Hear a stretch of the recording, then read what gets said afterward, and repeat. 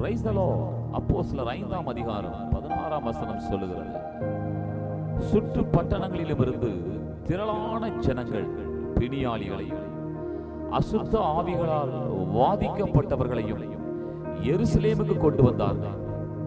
அவர்கள் எல்லோரும் குணமாக்கப்பட்டார்கள்.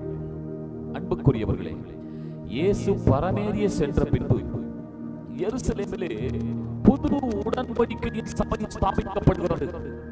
அன்றைக்கு ஆதி அப்போஸ்தலர்கள் இயேசு கிறிஸ்துவின் நாமத்தினாலே எருசலேமுக்கு கொண்டு வரப்பட்ட எப்பேற்பட்ட வியாதி உள்ளவர்களையும் எப்பேற்பட்ட அசுத்த ஆவியில் பிடித்தவர்களையும் இயேசுவின் நாமத்தினாலே குணமாக்கினார்கள், விடுதலையாக்கினார்கள். அந்த நாள் முதல் அந்த புது உடன்படிக்கை யுகம் துவங்கிவிட்டது.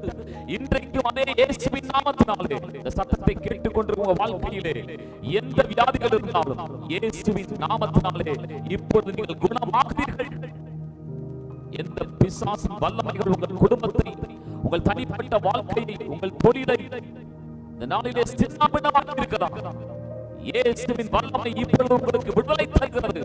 இது புது உடன்படிக்கையின் ஆசீர்வாதம். அன்றைக்கு எருசலேமுக்கு கொண்டு வரப்பட்ட எல்லோரும் விடுதலையாக்கப்பட்டார்கள்.